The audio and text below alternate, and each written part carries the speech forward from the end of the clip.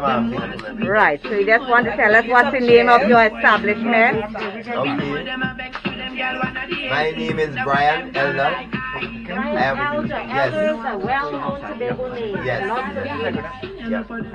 My name is Brian Elder. I am a farine maker. I love to make farine. I make farine since I was small. My grandmother did it, my mother did it, and now I am carrying on the tradition. So this is where we start. We do gratering in this area. We grate our cassava. So this is me and my wife. She's doing the washing of the cassava. And her name is? Her name is Aquella. Aquella. So she's doing the cleaning of the cassava.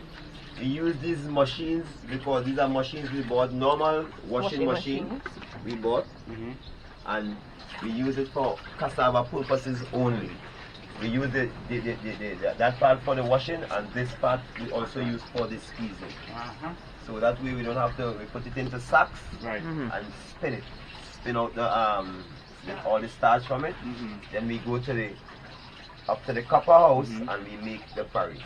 Okay. So that's how it's done. So this is just the grating process. The washing, the area that we use to grate. The washing bring and the grating. Pass some from my base, let me show you. As you see me do a little thing.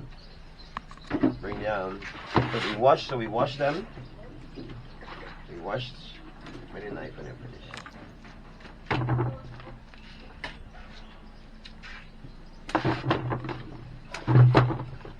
Make sure that they are washed clean. I did not do this. Wash clean and sanitize. There's this one that is sugar spray. But I cut them for handling purposes. Now you see I have on a gloves. Yes. My gloves is for purposes like if I got cut, it will not contaminate the grater. It will not contaminate the product. So I don't get cut when I use gloves, so I don't contaminate the product while we are grating. So I start the grater like normal. We grate buckets of this right here. I will sit right here for hours and grate 4 or 5 buckets of cassava. You know, and then we leave and we go. Now there are machines to do this, but we don't have the machines in Trinidad and Tobago, so we have to continue the old-fashioned way, which is the best way to really make the farine. Because when you use the machine, it kind of takes the taste away from the farine. It takes the originality away from the farine. Okay. So this is the beginning of farine making. Farine making. Yes. And do you have a market for it? Yes. We have a market. We sell to the groceries. We do farine work by orders. We do it by the groceries. There are a lot of groceries throughout Tobago. We are in a few groceries in Trinidad as well. We are looking for expansion, but the expansion will only come when we get to do more production. So we are looking to up our production. We have to buy some machinery. We'll have to buy some machinery and entwine it with the common way of making it. So we wouldn't lose that touch. Traditional touch. That traditional touch. Yes, so right. And where do you get the cassava? Well, we purchase our cassava from Trinidad because what happened? Tobago, the lands in Tobago are not producing cassava as it used to long ago, and people don't plant in Tobago as they used to. So Trinidad, there are a lot of people in Beach, in the country area in Beach, who do mass planting of cassava. So I got my cassava from places like Beach and Guapo and all these areas way deep in the countryside. So I got my orders. I order my cassava. They send it for me. I get it. But what happened with cassava now? Cassava is a product you have to be wary of it. Because as you pull it, it starts to decay. Yes, and it does not more than decay. So you have to know how to keep it in its original form. I have ways I use, because when I buy 6 or 7 bags of cassava, we don't finish that in a week. We can't finish that between me and her. We cannot finish that before a week. Okay. So we have to find a way how to keep that cassava in its pristine form. Because this cassava, as you see it here, so it's white. It's in its normal form. This cassava is 2 weeks old after pulling. Okay. After it was reaped. This is 2 weeks old. And for you to keep a cassava in this way, you have to find a way how to keep that cassava procured, preserved. So we have a way how we we don't talk out all our secrets because you know people might want to know. So it's something we gotta keep. We have a way that we use to keep our cassava.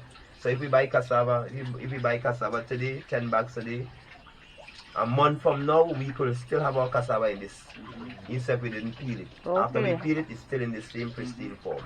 So that's one of the reasons why we could afford to do the business on a constant rotation. All right, another question.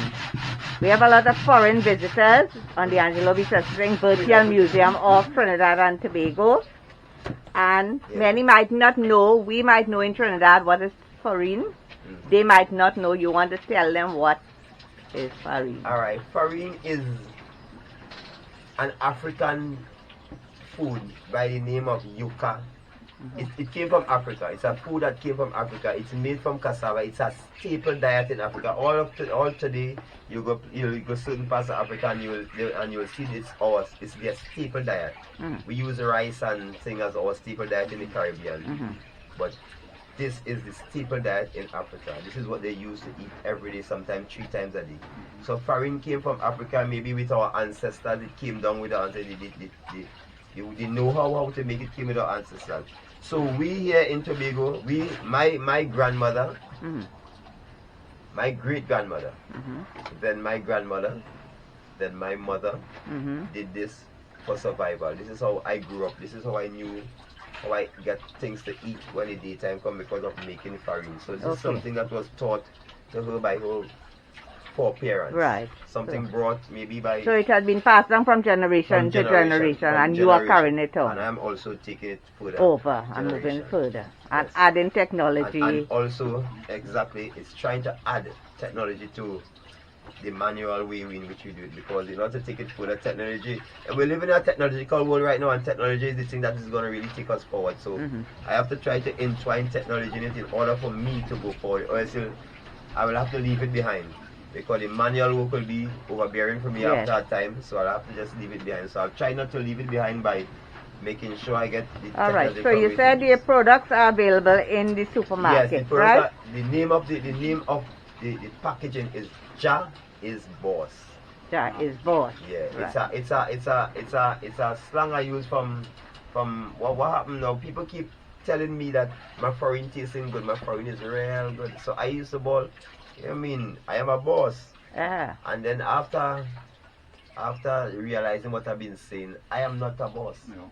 Ja is the boss. That's correct. So to bring myself back down to earth and not elevate myself more than I'm supposed to, I named it FARINE Ja is boss. So every time I hear about the FARINE, every time I call the FARINE name, it brings me back down to I am knowing that I am not the boss. Right. Ja is the boss. He gives me the strength to do this. He gives me the know-how, the knowledge, and everything in what I do. So he's the boss. I just named it FARINE after him in a sort of way. And that's Alright, so if a foreigner should happen to come to Tobago, they are seeing this video and they purchase the FARINE in the supermarket, what will they do with it? How will they use it? Okay. Well, in its originality, right, FARINE is used with milk and sugar. It is used in warm milk. It is soaked like a cereal, right, and then eaten. It is also eaten like a food where you soak it and bring it into a rice form, and then you may put your meat or whatever you eat on top of it. But in doing so, I also invented, I wouldn't say invented, it's something of old, but I also invented and bring it all in one, where I have a FARINE that is also mixed with milk and sugar, so you don't have to add those ingredients. You could just take it off the shelf and add water alone. Okay. And after you add water, you enjoy the beauty of what I'm making here instantly. So the originality of making FARINE is there, where you take it, you soak it, you leave it to soak for a while, and then you put your milk in it, and then you eat it as cereal, which keeps you. It is very, very good for your human consumption. It's good for taking away. It's good for belly pains. It's good for all different things in your body because of the fibrous. Because when it's like this, we take it and we squeeze it, and we turn it into a more fibrous food. So the starch is gone, it becomes gluten free, because all the starch is out of it, the heat takes the rest, vaporize the rest, it becomes gluten free. It becomes something that your body needs.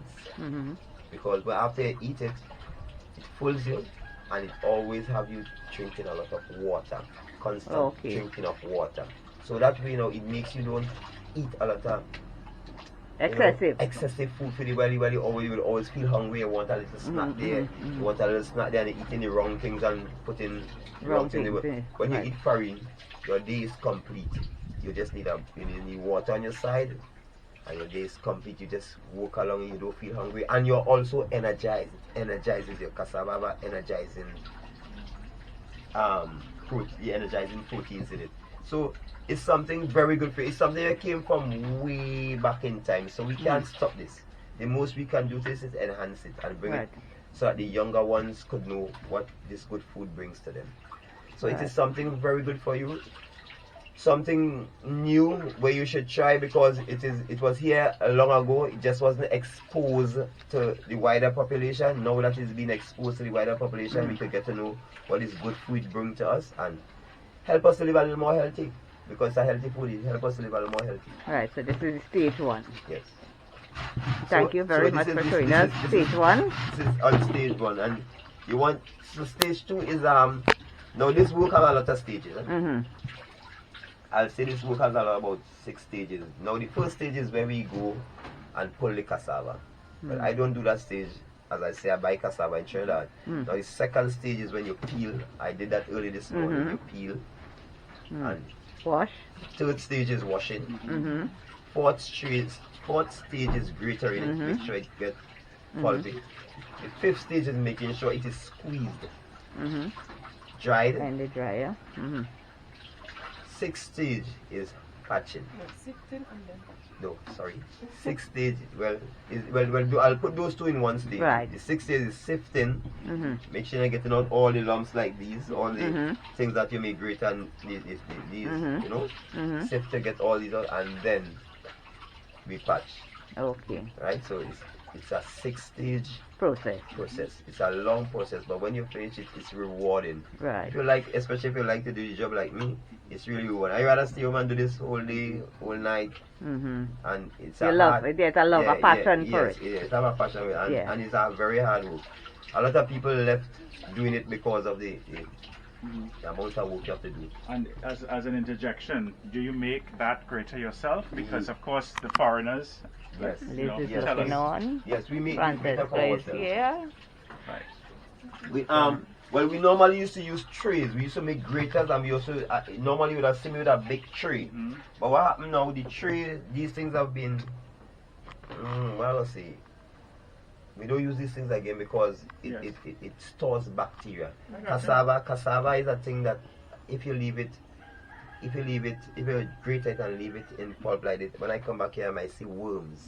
I see because it's rich. Yes. It's rich in protein, and everything is formed. So what happened now? We used to use trays. And that is from a long time ago, but the wood will tend to hold all those bacteria and it will cause weevil. Right. So some of us remember the rusty grater as well. Yes. So it's just so we stop using. I mean, we have to improve on our standards, our food standards, how we do things now. So we don't use the tray. We use things that are more. Right. And you punch a nail, right? That's how you get the. Yes. To make the grater, I'll get the tin in, right? And I have not really nail, it's a auger, I call it an auger. Oh yes, I don't know. Right, it's built special with a fine point, and I will sit there on a big log, like this, and I'll spread it out flat. You see it is drawn in this way. I'll draw the area that I want it to, and I'll sit. You have to, it's patient, You're pounding holes until you see you get enough, but you don't try to do it in no uniform fashion. You try to do it all over, because when the cassava is moving, you don't want this. Right. You want to bounce up in another bump, and you want it to, so you want until it's catacomb, and then you go and you get some pitch pine. Pitch pine wood, you cut it nice and decent, and you frame out the grater, and there it is. You have a natural grater, it lasts you for years. Yes, this can last you for up to 20 years. Just this, the only thing may spoil is this, and you just take it out and you use it again. So this will carry me far. This is about the third grater using in about. This is about the third grater using about. Tell you honestly, in about 30 years. I had one that was bigger than this, really tall, because I like them tall. So I could go up, you know, bigger, more you do more grating. But I just make this one smaller, and that's because I had also rushed to make it really, and so that she could use it as well, because the bigger one is too big for her. She cannot use it. She cannot get. So I don't have to do all the work. So I made one smaller where the both of us can share the work and enjoy the fun. Thank you very much on behalf of the Angelo Bissessarsingh Virtual Museum of Trinidad and Tobago for letting us see this. For not everybody will accommodate us. It's COVID, and I'm thankful that you So accommodated what you do? You us. want to see the copper? Yes, You want please. to see the bigger copper, Yes. babes?